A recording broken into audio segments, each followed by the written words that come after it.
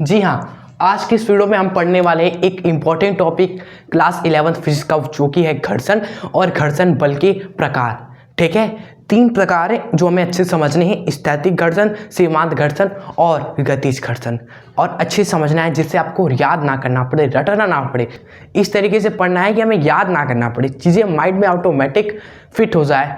यही हमारा इस वीडियो का मकसद है, आपको समझाना अच्छी तरीके से।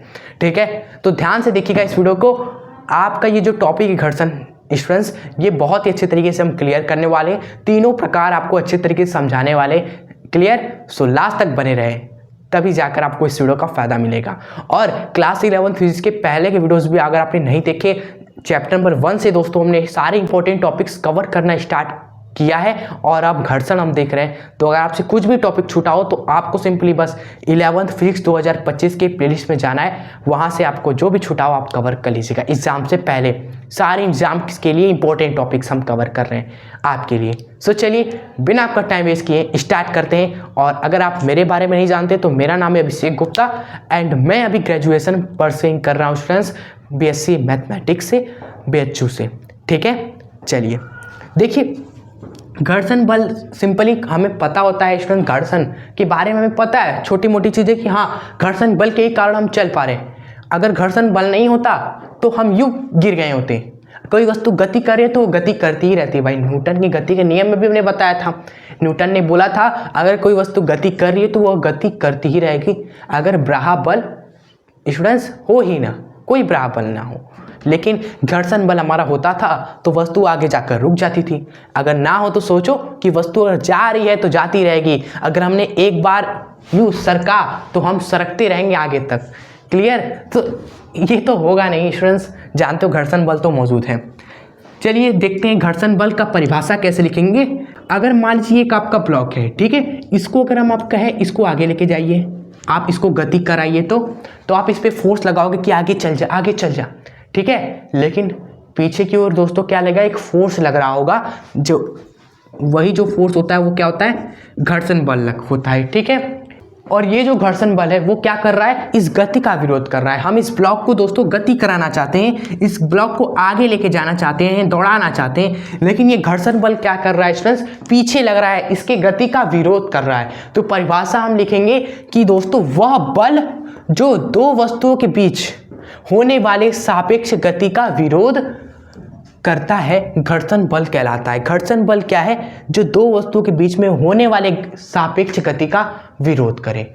दो वस्तुओं के बीच होने वाले सापेक्ष गति का स्टूडेंट्स विरोध करे, उसे ही आप क्या बोलोगे, घर्षण बल बोलोगे, और कुछ नहीं। ठीक है, सिंपल है।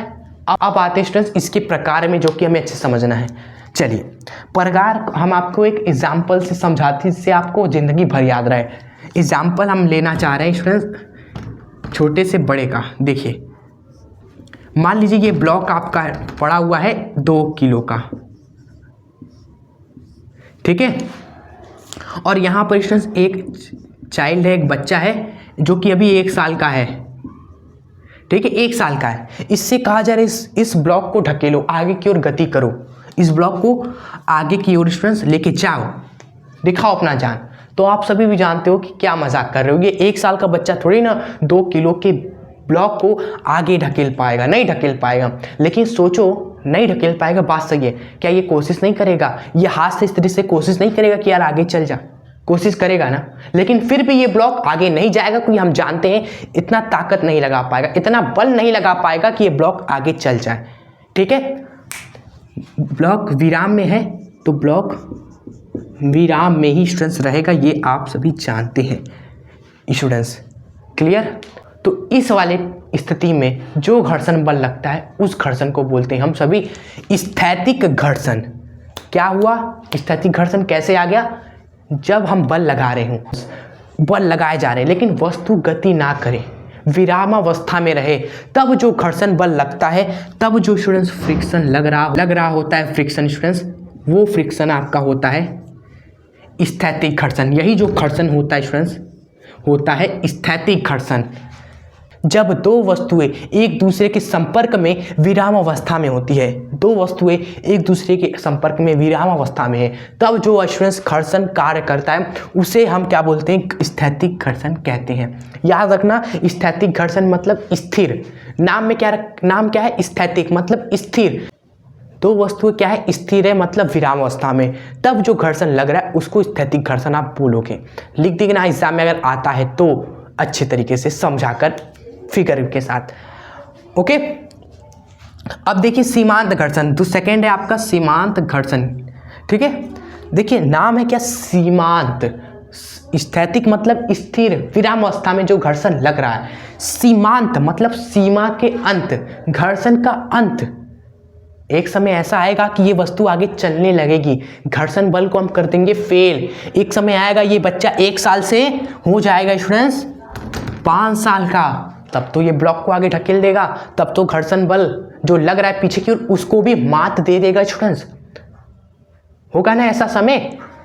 स्टूडेंट्स एक समय ऐसा आएगा जब वस्तु के बीच सापेक्ष गति प्रारंभ होने वाली होगी स्टूडेंट्स, तब जो घर्षण बल लगेगा ना उसे ही हम क्या बोलेंगे, सीमांत घर्षण बोलेंगे स्टूडेंट्स। ठीक है, जब वस्तुओं के बीच सापेक्ष गति प्रारंभ होने वाली होती है तब जो घर्षण कार्य करता है उसे सीमांत घर्षण बोलते हैं स्टूडेंट्स। ठीक है, एक समय आएगा जब ये ब्लॉक आगे बढ़ने ही वाला होगा, गति करने ही वाला होगा, घर्षण बल को दे देगा मात, तो उस वाले पोजीशन में, उस वाले समय पर जो घर्षण बल लगेगा उसे बोलोगे आप सीमांत घर्षण। है ना इजी, है ना इजी स्टूडेंट्स? क्या है, इतना आसान है। स्थैतिक घर्षण जब स्थिर है, एक दूसरे के साथ विराम में है स्टूडेंट्स, और सीमांत घर्षण तब होता है जब वस्तु गति करना स्टार्ट करे। सीमांत घर्षण तब लगेगा जब गति प्रारंभ होने वाली हो, जब गति प्रारंभ होने ही वाली हो तब जो घर्षण बल लगेगा उसके बोलेंगे हम सीमांत घर्षण। ठीक है, क्लियर आप सभी को? और लास्ट एंड फाइनल है गतिज घर्षण। उसको हम लिखेंगे नहीं स्टूडेंट्स, क्योंकि लिखने कोई मतलब ही नहीं है, आपको यूं ही दिमाग में अभी फिट हो जाएगा गतिज घर्षण। स्टूडेंट्स कितना आसान है इसलिए हम नहीं लिख रहे। गतिज घर्षण मतलब कि गतिज, गति कर रही है वस्तु, गति कर रही है। अभी तो गति प्रारंभ हुआ, अब जब वस्तु गति करने लगेगी, दौड़ने लगेगी स्टूडेंट्स, तब जो घर्षण बल लगेगा उसको बोलोगे आप गतिज घर्षण। एग्जाम में पूछेगा कि गतिज घर्षण किसे बोलते हैं, तो आप लिखेंगे जब दो वस्तुओं के बीच में सापेक्ष गति हो रही होती है स्टूडेंट्स, तब जो घर्षण बल लगता है उसे गतिज घर्षण बोलते हैं स्टूडेंट्स। जब गति स्टूडेंट्स गति हो रही, जब गति हो रही हो स्टूडेंट्स, तब जो घर्षण बल लगेगा उसको बोलेंगे हम गतिज घर्षण। तीनों घर्षण इस एग्जाम्पल से आपको अच्छी तरीके से क्लियर हो गया होगा। ठीक है, अब स्टूडेंट्स हम आ जाते हैं एक फॉर्मूला पर। घर्षण का एक फॉर्मूला होता है जिस पर कुछ छोटे मोटे क्वेश्चन सॉल्व होते हैं, और वो घर्षण का फॉर्मूला होता है फ्रिक्शन का म्यू एन। ठीक है, आपको बताते हैं स्टूडेंट्स ये एन क्या है। एन आपका होता है प्रतिक्रिया बल। ठीक है, जब इस वस्तु को हमने किसी जमीन पर रखा तो ये जमीन पे नीचे की ओर फोर्स लगाता है, तो जमीन भी न्यूटन के तीसरे नियम का पालन करता है। इस पे नीचे की ओर बल लगा, जमीन क्या कर रहा है, वस्तु पर ऊपर की ओर बल लगाता है। ठीक है, ऊपर की ओर प्रतिक्रिया बल लगता है, उसको हम एन से दिखाते हैं। एन मतलब कि प्रतिक्रिया बल स्टूडेंट्स। ठीक है, कई लोग आर से भी दिखाते हैं, आपका मर्जी। एन मतलब कि प्रतिक्रिया बल, वस्तु पर नीचे वाली सतह के द्वारा लगा बल होता है आपका प्रतिक्रिया बल। ठीक है, तो म्यू इंटू एन आपका होता है फ्रिक्शन, जहां पर म्यू आपको दोस्तों क्वेश्चन में दिया रहता है घर्षण गुणांक होता है आपका म्यू। ठीक है, और एन आपका होता है प्रतिक्रिया बल। क्लियर आप सभी को?